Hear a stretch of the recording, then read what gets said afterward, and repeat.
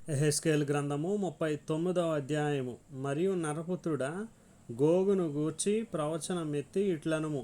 ప్రభువు యెహోవా సెలవిచ్చినదేమనగా, రోషునకును మెషేకునకును తూబాలునకును అధిపతివైన గోగు, నేను నీకు విరోధినై ఉన్నాను.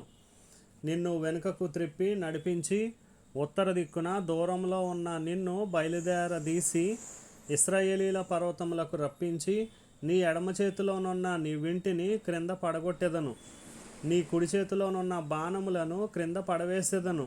నీవును నీ సైన్యమును నీతోనున్న జనులందరూ ఇశ్రాయేలు పర్వతముల మీద కూలుదురు.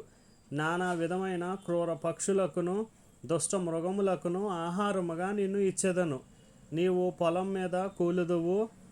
నేనే మాట ఇచ్చి ఉన్నాను. ఇదే ప్రభువు యెహోవా వాక్కు. నేను మాగోగు మీదికిని ద్వీపములలో నిర్విచారముగా నివసించు వారి మీదికిని అగ్ని పంపెదను. అప్పుడు నేను యెహోవానై ఉన్నానని వారు తెలుసుకొందరు. నేను యెహోవానై ఉన్నానని అన్యజనులు తెలుసుకొనున్నట్లు ఇక నా పరిశుద్ధ నామమునకు దూషణ కలుగనీయక నా జనులకు ఇశ్రాయేలీల మధ్య దానిని బయలుపరచెదను. ఇదిగో అది వచ్చుచున్నది, కలగబోవుచున్నది. నేను తెలియజేసిన సమయమున అది జరుగును.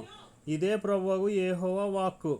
ఇశ్రాయేలీల పట్టణములలో నివసించువారు బయలుదేరి కవచములను, డాళ్లను, కేడెములను, వెండ్లను, బాణములను, గదలను, ఈటెలను తీసుకుని పొయ్యిలో కాల్చుదురు.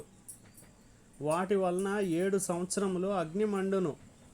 వారు పొలములో కట్టెలు ఏరుకొనకయు అడవులలో మ్రానులు నరకకయు నుండి ఆయుధములు పొయ్యిలో కాల్చుచుందురు.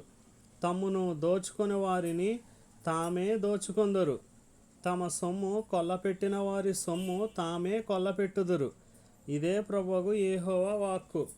ఆ దినమున గోగు వారిని పాతిపెట్టుటకై సముద్రమునకు తూర్పుగా ప్రయాణస్తులు పోవు లోయలో ఇశ్రాయేలు దేశమున నేనొక స్థలము ఏర్పరచెదను.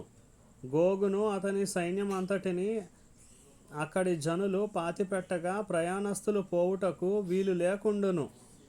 ఆ లోయకు హమోన్గోగు అని పేరు పెట్టుదురు. దేశమును పవిత్రపరచుచు ఇశ్రాయేలీలు 7 నెలలు వారిని పాతిపెట్టుచుందురు. నేను ఘనము వహించు దినమున దేశపు జనులందరూ వారిని పాతిపెట్టుదురు. దాని వలన వారు కీర్తి నొందెదరు. ఇదే యెహోవా వాక్కు. దేశమును పవిత్రపరచుటకై దానిలోనున్న కళేబరములను పాతిపెట్టు వారిని దేశమును సంచరించి చూచుచు వారితో కూడా పోయి పాతిపెట్టు వారిని నియమించెదరు. 7 నెలలైన తరువాత దేశమునందు తనిఖీ చేసెదరు. దేశమును సంచరించి చూచువారు తిరుగులాడుచుండగా మనుష్య శల్యం ఒకటైనను కనబడిన ఎడల పాతిపెట్టువారు హమోన్గోగు లోయలో దానిని పాతిపెట్టు వరకు అక్కడ వారేదైనా ఒక ఆనవాలు పెట్టుదురు.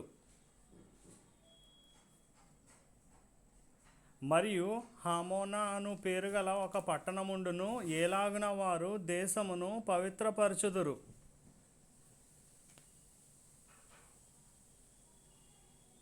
నరపుత్రుడా, ప్రభువైన యెహోవా సెలవిచ్చినదేమనగా, సకల జాతుల పక్షులకును భూమృగములకన్నిటికిని ఈ సమాచారము తెలియజేయుము.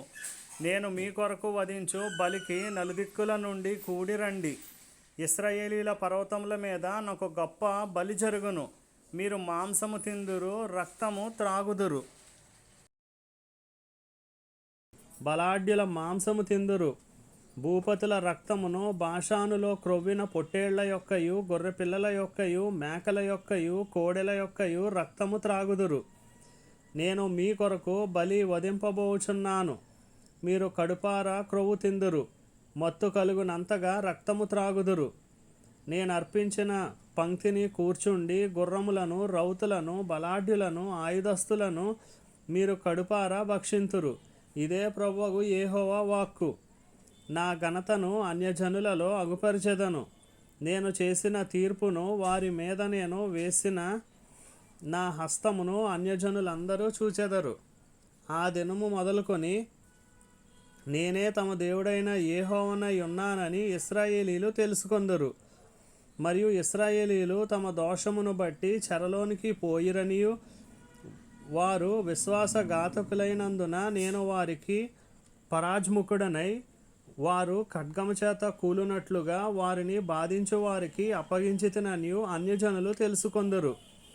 వారి అపవిత్రతను బట్టియు అతిక్రమ క్రియలను బట్టియు నేను వారికి పరాజ్ముఖుడనై వారికి ప్రతీకారము చేసి తిని. కాబట్టి ప్రభువుకు యెహోవా సెలవిచ్చినదేమనగా, నా పరిశుద్ధ నామమును బట్టి రోషము కలిగిన వాడనై యాకోబు సంతతి వారిని చెరలో నుండి రప్పించెదను. ఇశ్రాయేలీయులందరి ఎడల జాలిపడెదను. వారు నా ఎడల తాము చూపిన విశ్వాసఘాతకమును తమ అవమానమును తాము భరించుదురు. నేను అన్యజనులందరిలో నుండి వారిని సమకూర్చి వారి శత్రువుల దేశంలో నుండి రప్పించిన తరువాత వారు సురక్షితముగాను నిర్భయముగాను తమ దేశంలో నివసించున్నప్పుడు వారి యందు అన్యజనుల అనేకముల ఎదుట నన్ను పరిశుద్ధపరచుకొందును. అన్యజనులలోనికి వారిని చెరగా పంపి వారిలో ఎవరిని ఇకను అచ్చట ఉండనీయక తమ దేశమునకు వారిని సమకూర్చిన సంగతిని బట్టి నేను తమ దేవుడైన యెహోవానయున్నానని వారు తెలుసుకొందురు. అప్పుడు ఇశ్రాయేలీయుల మీద నేను నా ఆత్మను కుమ్మరించెదను గనుక నేనికను వారికి పరాజ్ముఖుడనై ఉండను. ఇదే ప్రభువు యెహోవా వాక్కు.